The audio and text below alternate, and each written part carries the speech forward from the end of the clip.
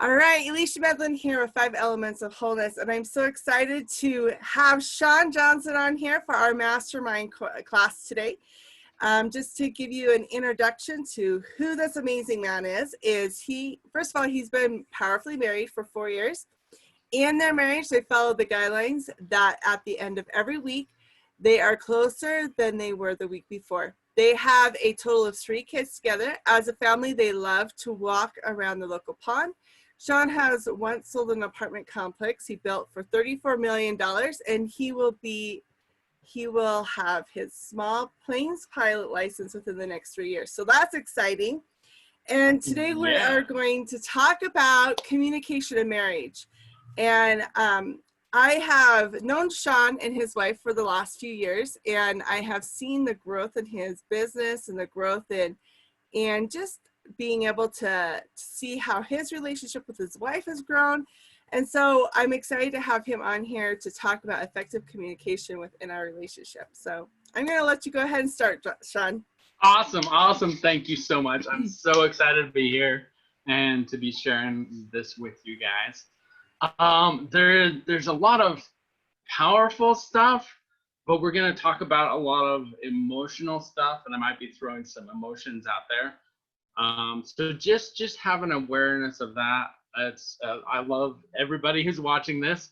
Love you all. And just because I'm gonna tap into some anger or some victim or whatever. So that's, I'm not projecting that. I'm just kind of a prerequisite for you guys. Because all those are a part of communication, but I'll get into that in a minute. So I read I like to start off with jokes. Read a joke the other day, and it was a man was locked out of his apartment, and so he started talking calmly and firmly to his lock, because communication is key, which is so true. I love those little tiny dad jokes that aren't really like super funny, but like are funny. But so true. It's I'm on my second marriage. And on my first marriage, I sucked at communication. I thought that I was doing everything perfect because I was doing the dishes all the time and taking care of the kids and making a living, supplying for my wife, and I had complimenting her all the time. I was doing everything that I thought I needed to do, and I was doing it perfectly. And in return, my ex, she ended up in a depression, and nothing I could do was ever right. And she was just always angry with me, always upset.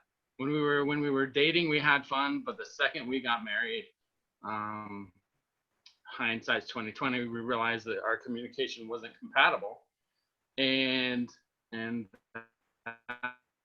that's when things really began to, because that's really where this whole concept of powerfully divine communication comes from. Looking back on that and really examining that, I'm able to learn from my mistakes and to learn the correct way to go about doing that. And that's why I'm sharing this powerful message with you guys, is to help you really understand from my mistakes the correct way to go about doing that. So like I said, I would do everything perfect. I was constantly doing the dishes. We'll do dishes, for example. Constantly doing the dishes. I don't think my ex-wife, ever did the dishes during our marriage, because a man's supposed to help out around the house, right? Like and he is. I'm not saying that he's not, but in my mind, doing all those things for her was me helping her out, me building her up. And then she would get up and complain about being too noisy with the dishes, or how come the dishes aren't done, or how come she doesn't like the food that I cooked. And everything was wrong. She came in with an aggressive attitude, and I, in turn, ended up responding with a victim attitude. Well, I'm sorry. I'm trying so hard to do what's right. Trying so hard to be the perfect husband, and I was a victim. because of it. That's the flaw in our communication. If you break communication down, let me pull up my whiteboard. If you break communication down, there's two basic parts to start off with communication. Can you see my whiteboard, Alicia? Yeah, perfect. So, well, that's a straight line. There's two basic parts to communication, and whiteboard's awesome. I love whiteboard, but I don't know. I don't think it's very user friendly, in my opinion. Right? Well, right now it's not working. There we go. Okay, so first part is people talking. Sending a message out of whatever you want to inform people of. And the second part, what's the second part, Alicia? The second part is listening. Hey, there you go. Easy questions. Listening. Okay, so I did not do very good with spelling in school, so caveat. You're in good company. Right? The fact that I have to figure out how to spell listening. It's all good. So we have two sides to communication, really basic sides to communication. We have talking and we have listening.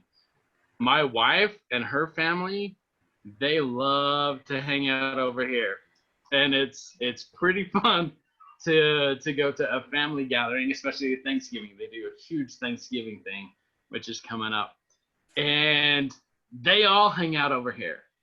And so I think it was 2 Thanksgivings ago, there was a group of 5 of them all together, and they were all sharing some story. They weren't yelling at each other. They weren't like mad or aggressive or whatever, but all 5 of the people were sharing a different story all at the same time, and nobody was hanging out over on this side. And that's just how their family is.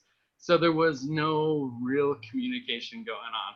In that one instance, it was funny. There was 2 separate people that later that day, I saw them go up to another person that was in that group and say, "Hey, I caught that you were talking about this, but I didn't hear you. What were you saying?" And they had to go get clarification because they didn't listen. Everybody was focused on telling their story.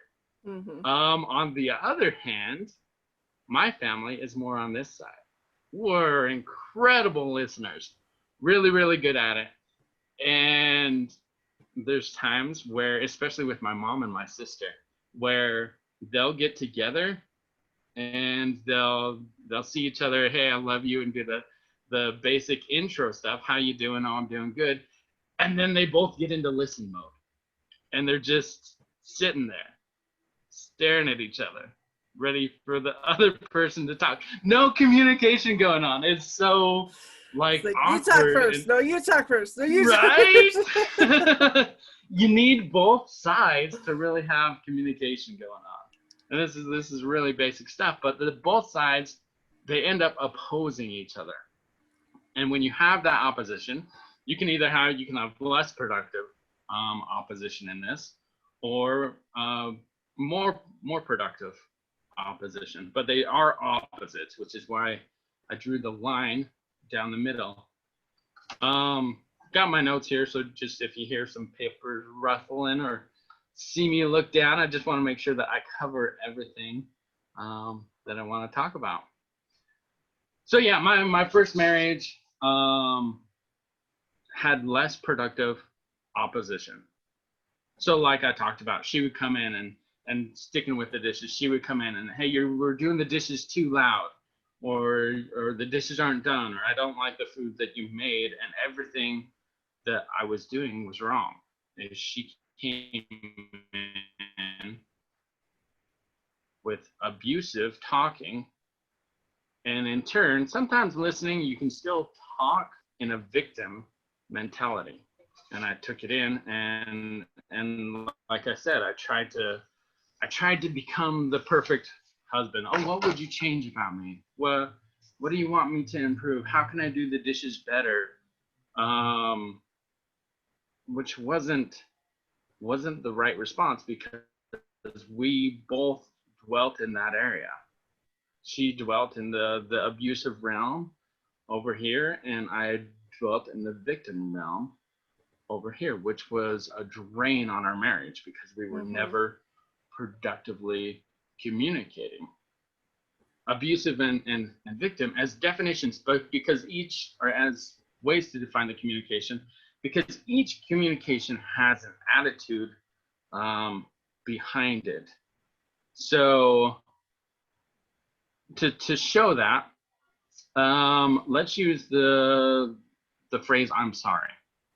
So you can say "I'm sorry" in a whole bunch of different ways.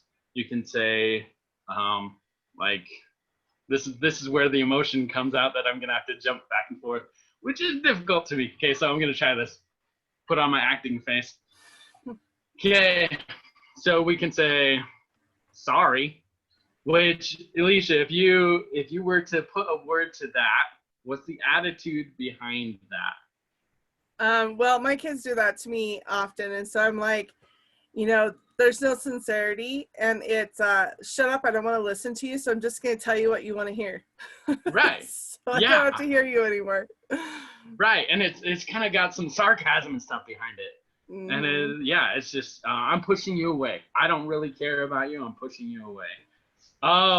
So let's try a different one. So if I said, I'm sorry, how do you feel? What's the attitude behind that?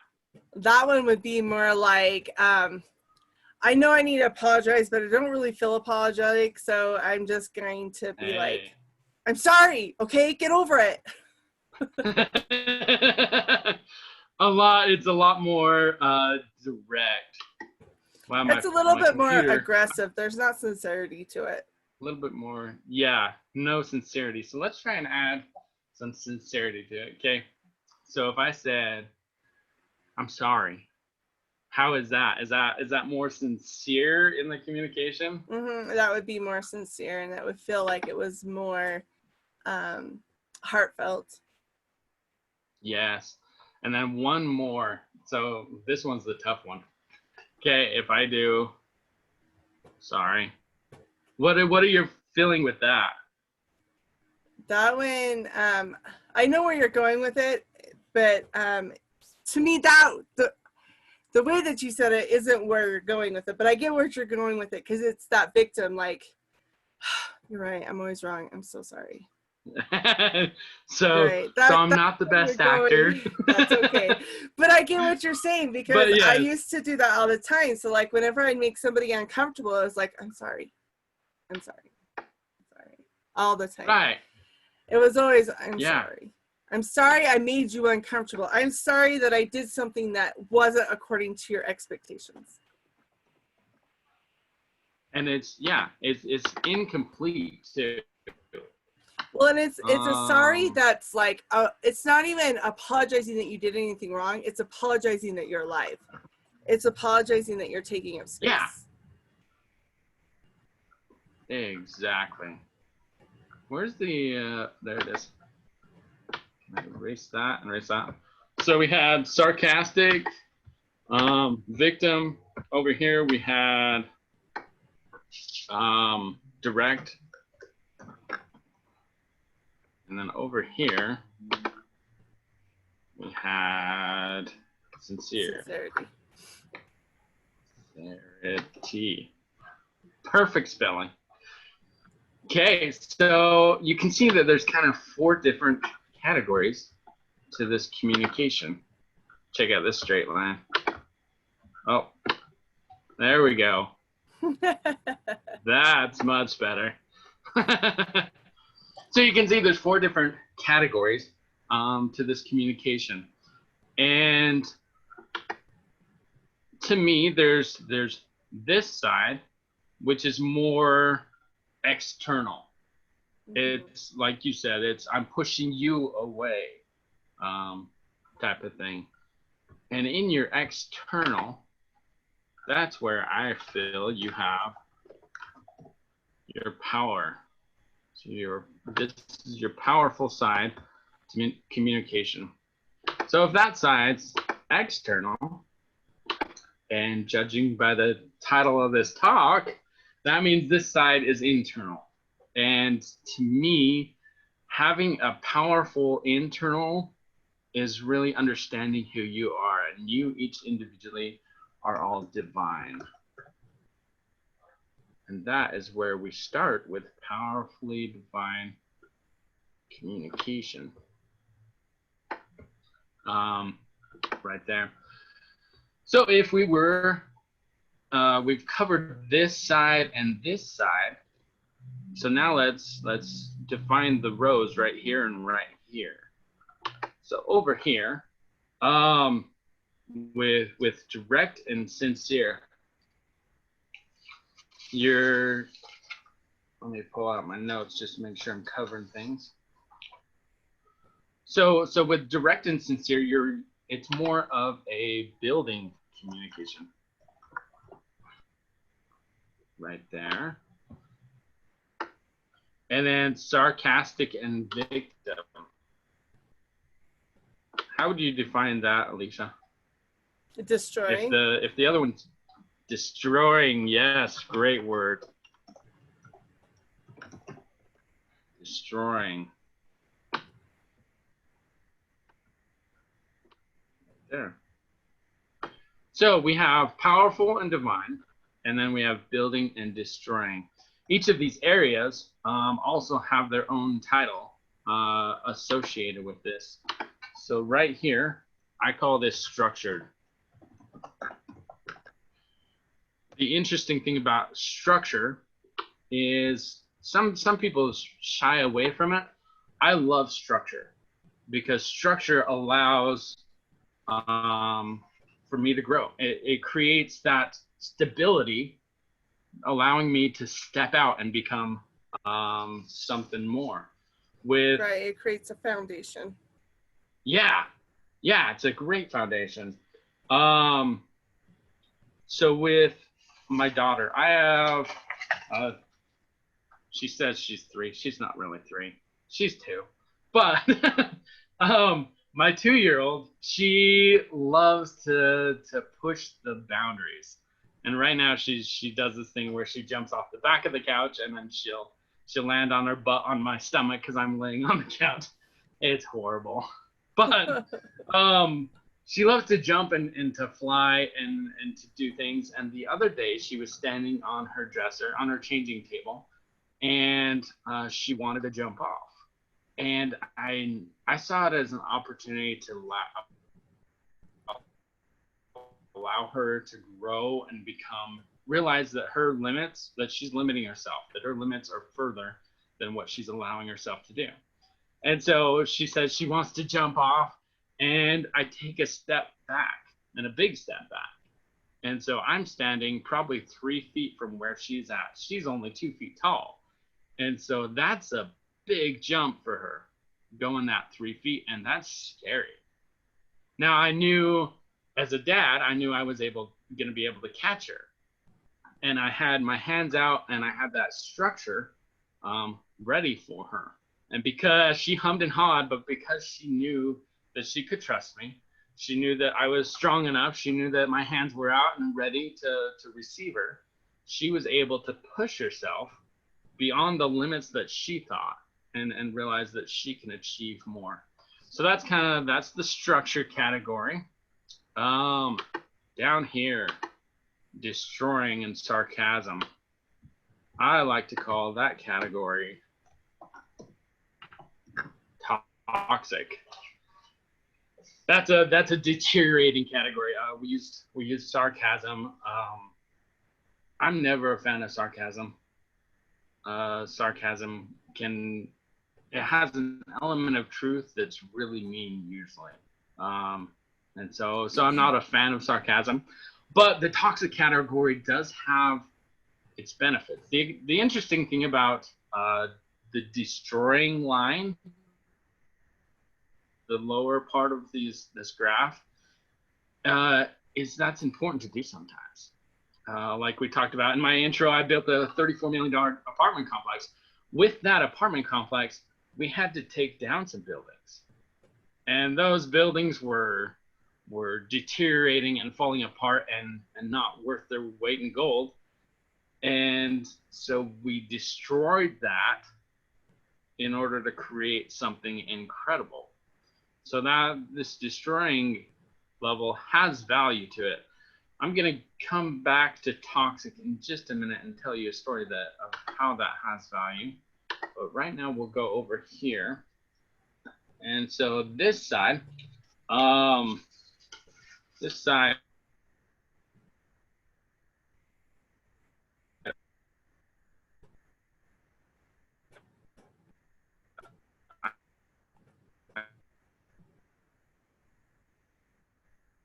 I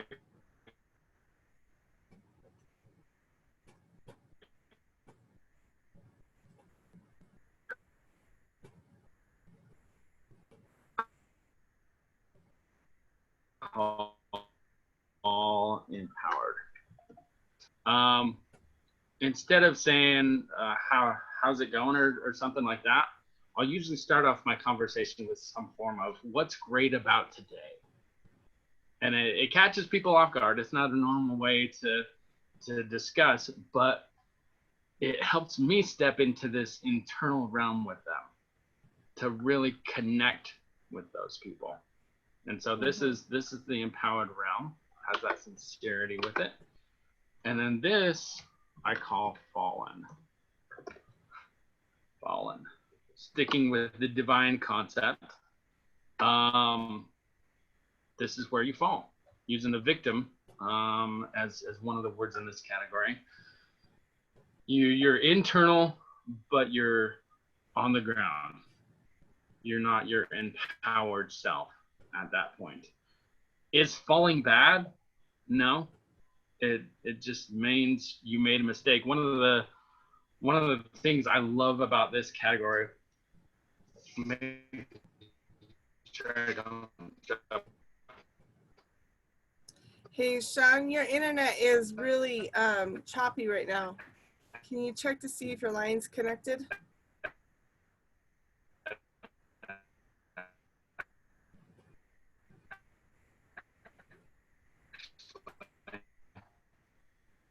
Is category. Okay, give me just a minute with technical issues. So I'm connecting to my phone to try and stabilize this connection a little bit.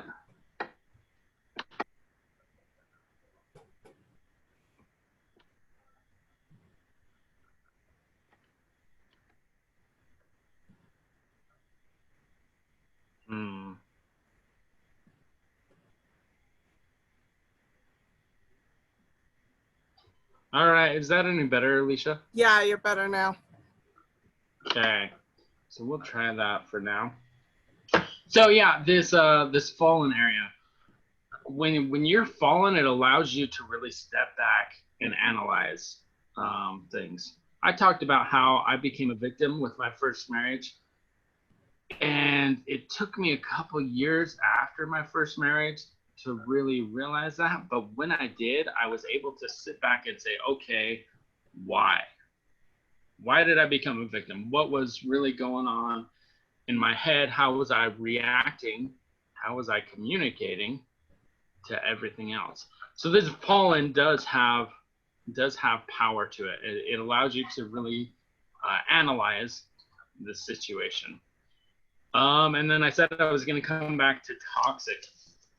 So with toxic is something that does tend to request an immediate response.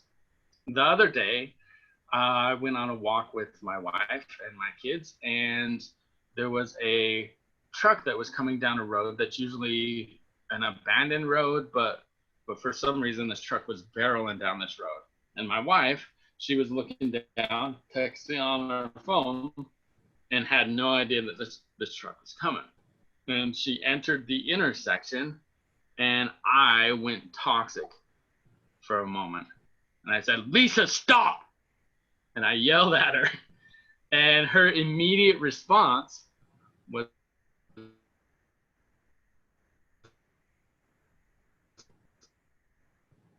to go fallen, and she saw that the truck was going to be coming, and luckily they stopped. The truck stopped in time, but she was able to respond to the situation. And then immediately after she went fallen, she went to empowered, and she turned to me and says, "Wow, thank you so much for caring about me and stepping forward and letting me know that there was a car coming, and it really shows that you love me." So it's this lower level is not horrible. The flaw comes when you spend too much time in that lower level. When you unpack and stay. Yes, and that was the flaw of my first relationship, was we both unpacked and we both stayed. Mm-hmm. So I'm hoping to build this out a little bit. I need your help a little bit, Alicia. Wondering do you think we could get in each of these categories? These obviously aren't the only words that define each of these categories. Do you think we could get maybe 3 words in each of these categories? Yeah. So what's a powerful building, a structured? What are 2 more words that you can think of? Like for powerful, is that what you're asking? Like the 2 words for powerful, structured, or is there? Like for powerful. So like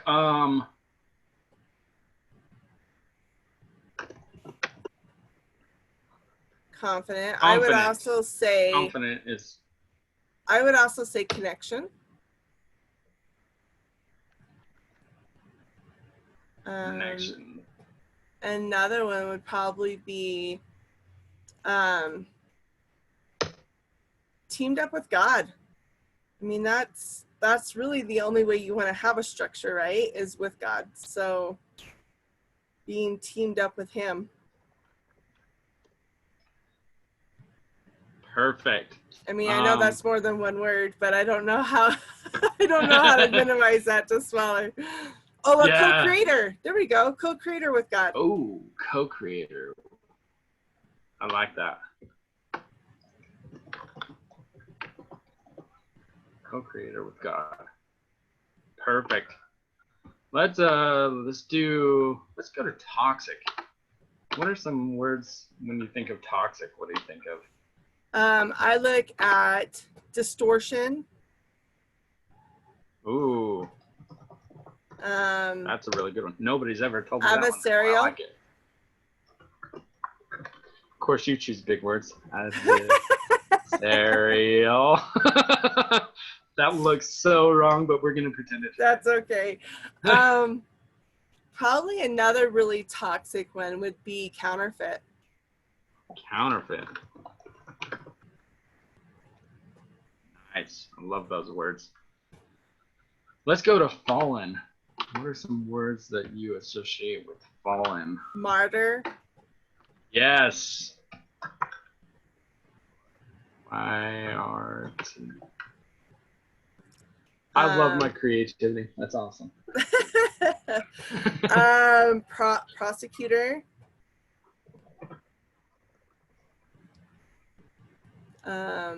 Blame, shame. There's a lot of words. It's funny because so many people spend so much time in this category. They do. Especially in relationships. Well, and it's because that's how they've been trained. I mean, if you look at your whole entire childhood, growing up, there wasn't an empowering space. It was all about manipulating. There you go. It was all about shaming, manipulating, about, comparing, competing, contending. So when you are trained in that space, you just automatically go there. And it takes work to train yourself to get out of it. I mean, I've been working with my kids for the last few years over it. Yeah, and I've been working with my kids for the last few years over it because they get it all the time in school. They get it on social media. They get it from their friends. They get it from their father. You know, and so it's a constant work to go, okay, you get to be in charge of your mindset and changing that fallen state, right, into that empowered and divine state to create power. I mean, that's how you take back your power. Yep, definitely. And it does take serious work though. And it's one of the things I talked about, how I was seriously in the victim mentality.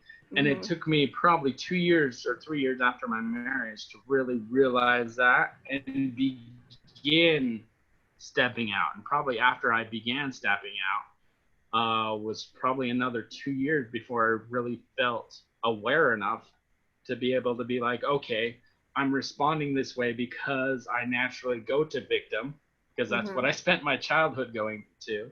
And so I now have a choice to choose which category I respond to, for example, my wife with. Right. Well, and is it okay if I give you maybe a little more empowering way of wording that? Yeah. So I, like you, have been in that space of victim for a long time. And victim is a space of reaction. And reaction is the adversary's arena. So when we step into a space of respond, then what that does is it allows us to step into that empowered moment. And it allows us to be mindful, and it allows us to be able to see things in a different perspective. And that's where we can team up with God. So when we say respond, oftentimes it's responding with empowerment. But when we are in the victim or in a fallen state or toxic area, it's always going to be in the arena of reaction. I love that you group this into it, toxic, because that's so true. This whole destroying side. I mean, it's what is the devil called? The destroyer something? Well, he's the great deceiver. Yeah, he is the great deceiver, and he loves it when people hang out in this because they don't realize how powerful they really are. Right. How powerfully divine they are. He wants to keep them in a constant state of reaction. Yes. Because that's where his power is, in the reactive mode and the reactive state. So when we talk about destroying, it's always going to be in that vocabulary of reacting. But when we're talking about building and structure and power, that's always in the verbiage of responding. Yep, totally agree. Thank you for sharing that. So empowered, we still have some words to type in. Empowered. What are some words that you associate with empowered? Truth.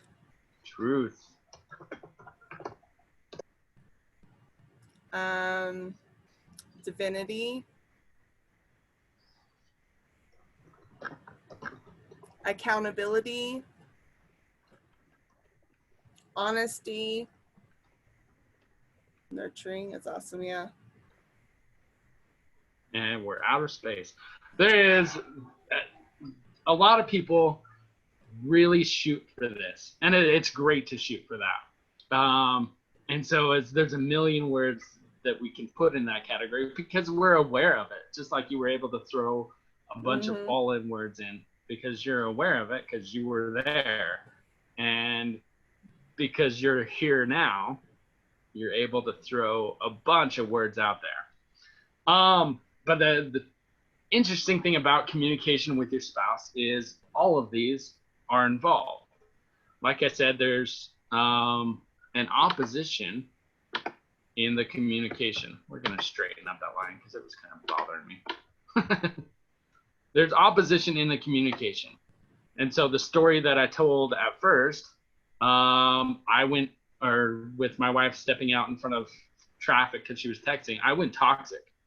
I went very stern and aggressive and kind of scary because I needed that immediate response. Like you talked about, this is kind of a response area. Reacting. Yeah, it was a reacting area. And then she went fallen because she needed to step back and analyze the situation. Then after analyzing the situation, she went divine and really reconnected with me. And then I went powerful. So we're opposite of each other. She went toxic, or I went toxic, she went fallen. And then even though I'm toxic still at that point, she was still able to go to divine, because this is kind of the dividing line. The line I just drew is the opposite line. Does that make sense? Like powerful versus divine. So this awareness allows you to be more attentive to your conversations that you have in your relationship, which is why it's powerfully divine communication. Communication as a dance. It's something that you make a step and your partner makes a step, and you make a step and your partner makes a step. And if you're making the right steps, then it allows you to create something beautiful. And so having that awareness that, okay, I'm powerful right now, and my wife goes divine, and then she takes a moment and she goes powerful. And so then I take a step and I go divine. It's a dance. It's a back and forth dance. To kind of demonstrate this, actually on Monday, me and my wife had a conversation that was incredible on demonstrating this. I'm not going to give too much of the details of the conversation because I want to emphasize the dance part of it and the awareness that we have of our powerful divine capabilities. So throughout the day, I was not grumpy, more distant. Distant's a good word. I was distant. Hey, that's interesting. I was distant, which I put in the fallen category, not being connected. My wife knows that this is when I'm having a hard time, when I'm stressing, this is the category that I go to. I go to fallen. And sometimes I don't have the awareness to recognize that I'm there, but she knows that. And so she went powerful and she started a conversation with, what's the deal? Just very assertive, not very factual. And I knew that I wasn't going to get out of it. There was no option to step away or whatever. I'm fine or whatever. No, she would know that I'm not fine. And I knew I'm not fine. And so she went here. She went very assertive, very structured. And then immediately sat down right next to me. And she leans forward and she's making good eye contact. All of that's communication. All of that has an attitude behind it. And she was being in power me to connect and be a part of the relationship. Because she's on the divine side and she's giving me a little push with her assertiveness, and then she steps to the divine side. That means I shouldn't be on this side. That means I can't be fallen anymore. And so then I jump over to the powerful side, and I start, one of the words I use with structured is facts. And so then I start stating facts of, well, this happened, and so this happened, and this happened, and it caused me to feel this. A factual conversation that we had, and the whole time she was being empowered. There reached a moment in the conversation. Of course, this is a relationship, so we're both involved in it. There reached a point where she was a little bit offended about something that I had said, and she went toxic for a moment. That's kind of her go-to when she gets stressed, is she goes toxic. And when she went toxic, I immediately defaulted to my stress and I went victim. But we have the awareness, we have the knowledge of this powerful divine communication. And so we both recognized that we had gone into the area and set up camp where we shouldn't. And so we did a little bit of a reset. She stood up and she just walked to the other side of me on the couch and sat down. And then I put my hand on her leg or whatever. And we had that moment of reset. And then with that moment of reset, she stepped right back into the divine, and I stepped back into my powerful. And so conversation, and we feelings on it and made sure we were both understood. and we utilize the powerful divine communication. So that's the relationship really is. And with knowing this, you're going to be able to see this more and more in all your relationships of life, but in particular with your marriage. You'll be able to see where your spouse is at, and you'll be able to learn how to react to them. If they go toxic, do you go fallen, or do you go divine, or should you go powerful? And really, really going through that process and really learning how to communicate and have that dance of communication in your relationships. So this is a lot. I feel like this is kind of a fire hose, and I bet there's probably a few questions. So let's go ahead, Alicia. And do you have some questions for me? What are some of your thoughts on this? Well, I love how you've divided this up into the 4 quadrants. I know from my own experience from my first husband, my first husband chose to live all of his space was in the toxic and the fallen. And for me, I was a lot of the martyr, the victim, and I would step into divine and try to empower and try to help and try and take accountability of my stuff and try to nurture him. And the more I did that, the more he stepped into toxic, which then threw me back down into victim and martyr and like, what's wrong with me? Why am I messing up? And why can't I figure this out? And it must be all of my fault. So I took a lot of blame and shame on myself in our relationship. And it took getting 100% accountable and honest with myself to be able to see how much I played that game, that destroying game in our marriage, because I enabled him to keep doing it. And Yes. instead of allowing myself to stay in the powerful and the divine, whenever he would throw his toxic out, I would immediately go into the fallen, which would feed his toxic, right? It would feed him, and it would give him more power over me because I was giving my power away. And it wasn't until I was able to see and step into that huge amounts of accountability and honesty within myself, how I was playing into that game. And when I chose out of it and chose to stay completely in that building and divine, he chose out. And that's what eventually diminished our marriage. But what's really fascinating is, just like you, I've learned all these different arenas, right? And my husband, he's a lot like your wife, where he loves to talk, and he's just so bubbly, and he's just like all over the place all the time, right? And that's how his whole family is. And there's no listening. And it's not that they don't want to listen. It's just like to me, it reminds me of little kids. They're just like, go, go, go, go, go, go, go, go, go all the time. And they don't just stop and learn and listen, right? And so over the almost 3 years that we've been married, I've been teaching him these same concepts. And it is so fascinating, because when we would have our very first argument, he would immediately go into victim and shame, and then he would shut down and completely disconnect. Yeah. Because in his first relationship, it was a lot like your first relationship, where she was just all about how awful he was and blaming him and da da da da. So immediately conflict in his mind was disconnect.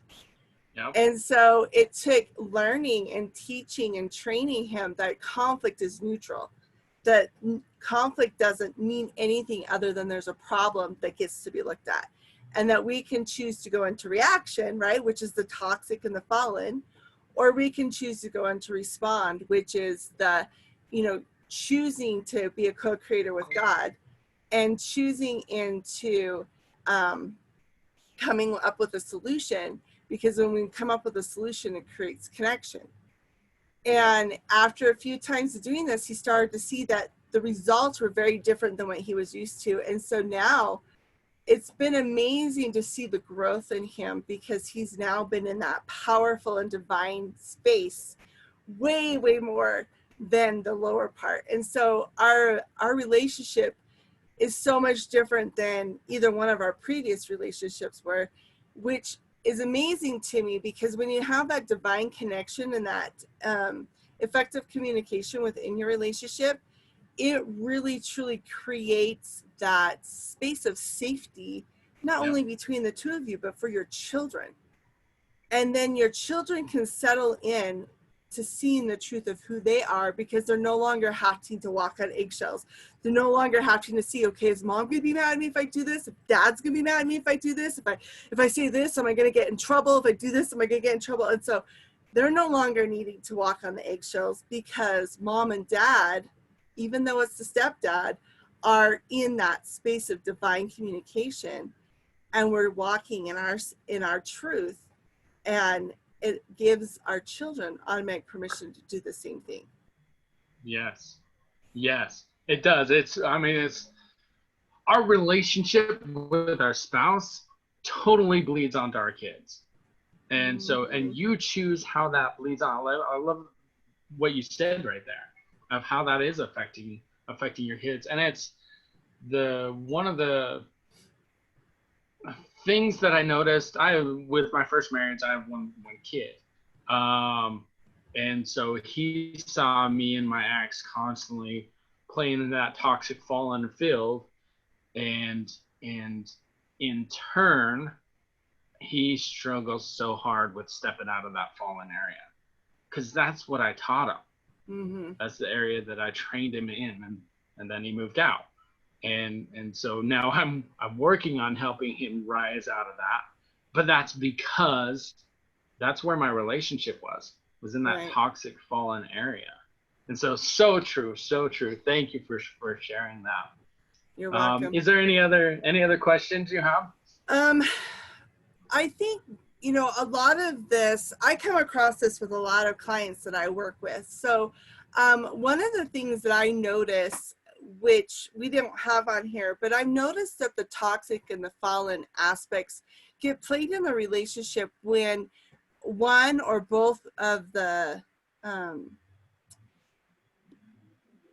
I just forgot the word I was going to use, but one or both of the couple, right? They either they look for their husband to give them permission to live their truth, or the husband looks to the wife to have permission to live their truth. And when we do this, I've noticed that there creates a lot of toxicity within the relationship, because resentment shows up, and blame shows up, and the lack of accountability shows up. And it's because for some reason, and you get to share with me if this is something that you've come across with your clients too, is for some reason these really good-hearted people, especially women, think that their husbands are the ones that need to give them permission to grow, to become who they want to become, permission to invest in themselves, permission to change a thought or a direction within their home, permission to follow the direction of the spirit. And it's really fascinating to me to see how that plays out within a relationship. And so I guess the question is what would you say about that? What do you say about the whole idea that, oh, I have to ask permission from my husband, or, oh, I have to ask permission from my wife? Like, to me, that's so much distortion and counterfeit. Yeah. But what do you see in that? Yeah, so I totally agree with that distortion, and I also think it's fallen, because either it is a distortion or a counterfeit, or it's an I'm not good enough type of thing associated with that. I don't know the answer. He won't be happy with the answer. Victim, fallen, all of that falls into that category. So the real trick is to really be able to have independently step up into this building area, whatever that means to you. When I was a victim after my first marriage, the reason that I was a victim was because love my parents. Parents did great. No parents are perfect. Sure, my kids are going to end up in counseling for something. But one of the things that my parents always pushed on me was to just go along with the flow. That me having an opinion, they respected my opinion, but they didn't want me to have an opinion because that created conflict. If I have something that I want, then, and my brother probably wants it too, then there's conflict. And so if we can eliminate the wants, then that eliminates the conflict theoretically, right? And so that's what they taught me. And so that's why I ended up in this fallen category, was because my opinion didn't matter. My thoughts didn't matter. The things that I felt didn't matter. And I was a victim because of that. Right. And so I Keeping ended the up in this peace fallen at all category. costs. Yeah. Yeah, exactly. Which is not, opposition is powerful. Like you say, contention can be neutral. Conflict, right. Yeah, Conflict is conflict. neutral. And it just depends on what you choose to do with it. If you choose to deal with conflict in this toxic fallen area, it's going to destroy your relationship. Right. But if you decide to choose to deal with it in this building area, then it'll build your relationship. So I was in this fallen state, and I actually had a girlfriend who, at the time, I recognized, I was talking with her through this and recognizing things about myself. And she said, well, start making choices. And she's like, what is the biggest thing, the first thing that pops in your mind of a choice that you've always just been told by your parents?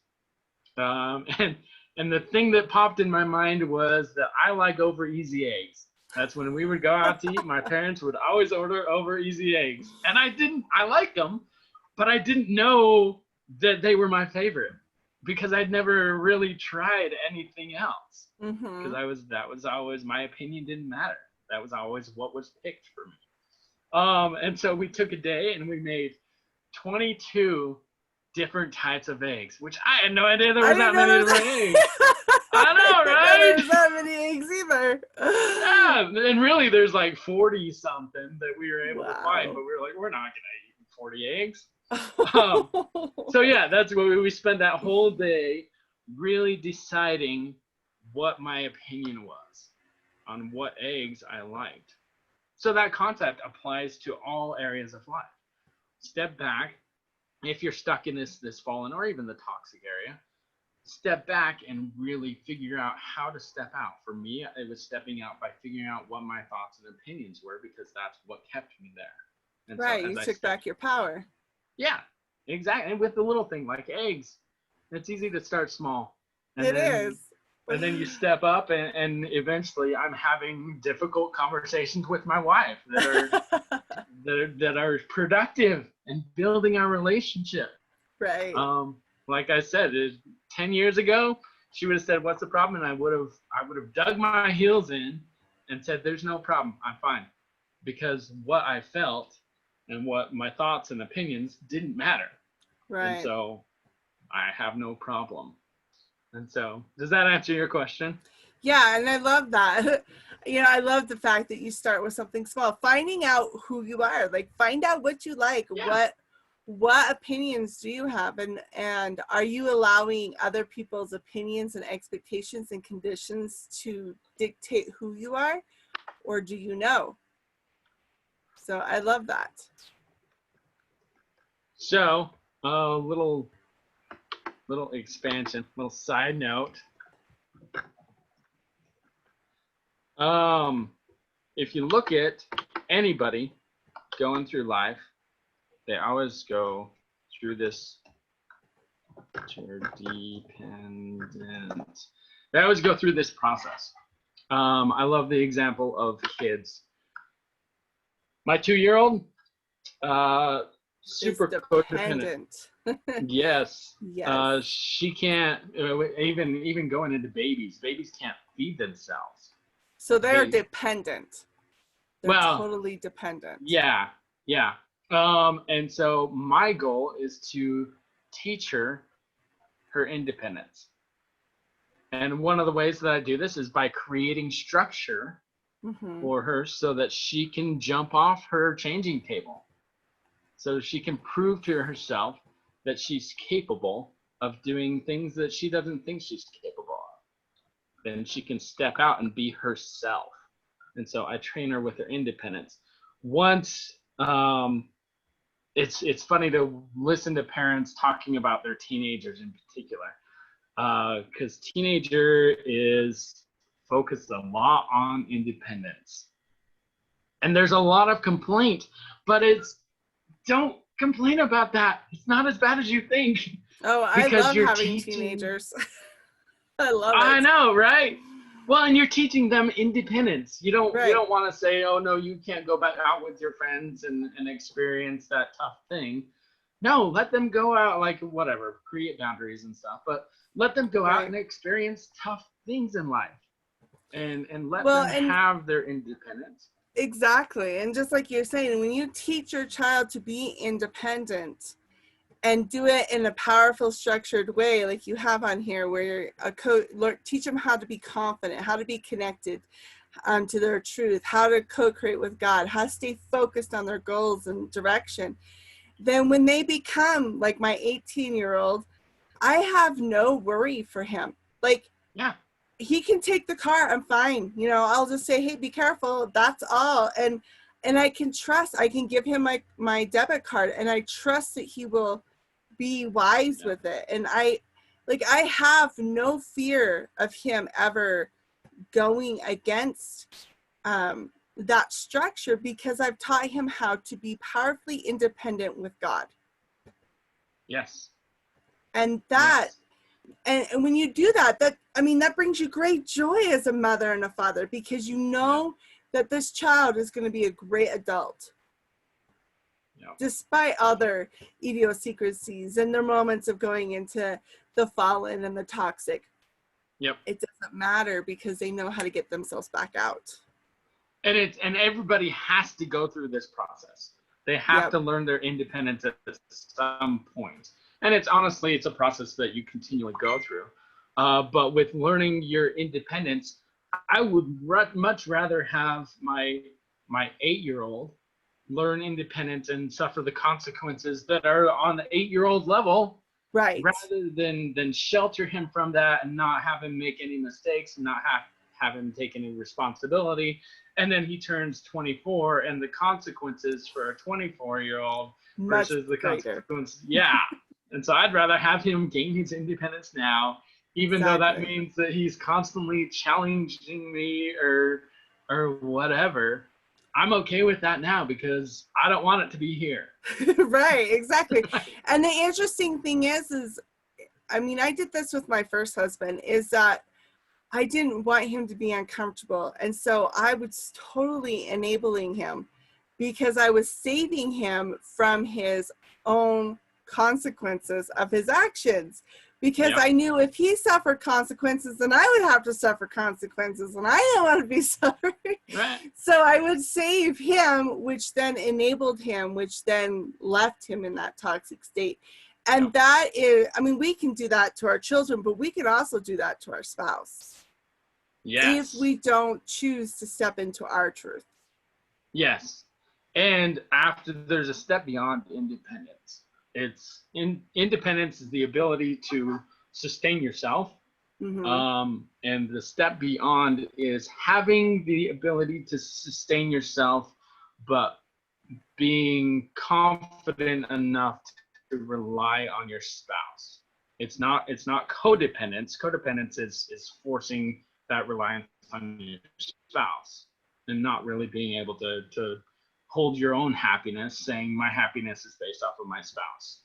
But interdependent, that next step, is saying that I'm happy and I allow my spouse in that happiness. I allow my spouse to affect that happiness. And if it gets extreme, then I'm able to step away and find my happiness again, and then step back into the relationship. And it's called partnership. Yeah, exactly, right? Well, and in turn, your happiness is beyond what you're capable of independently. You're able to achieve a next level because you're working together to do that. So with my eggs, I was codependent. hey, mom and dad, what kind of eggs do I like? Oh, I like the Weezy, whatever. And then I went independent. And I actually learned basted eggs are really good. What kind of Those eggs? are actually basted. So it's an egg that you Never cook heard of them by before. pouring like oil on top of it. It's really cool. But I gained my independence in that process. And because I gained my independence, and sticking with the story of eggs, then I get married and I'm able to teach my wife about basted eggs.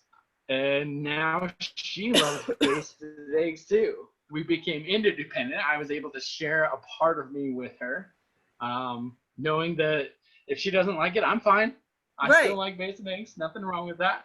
And so I have my independence, but I'm able to share that independence with her.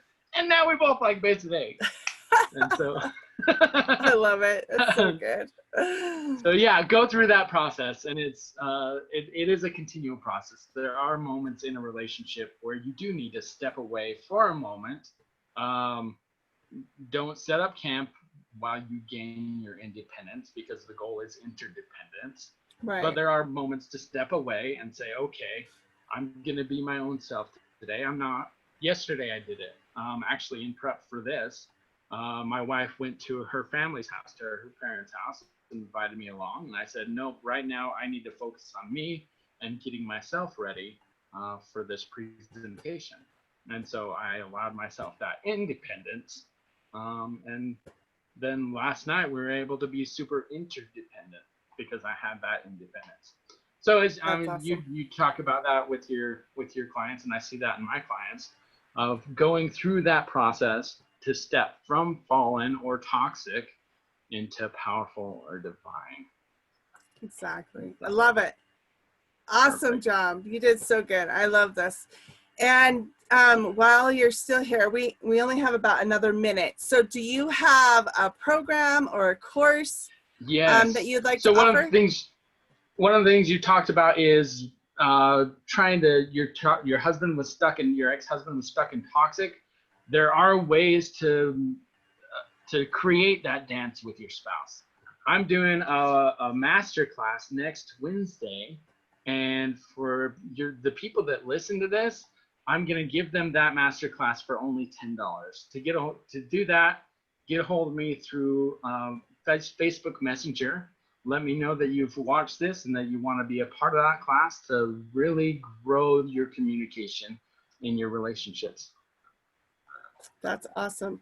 Is just through Facebook Messengers the only way to contact you, or do you have an email? Do you have a website, anything like that? Facebook Messenger's the best. If you do Okay. email me at path2rise. Let me type that out right here. To rise at gmail.com. You can also email me there. And when you post this video or share this video, we'll have my Facebook profile also attached to it. And then get a hold of me, and we'll have that masterclass next Wednesday.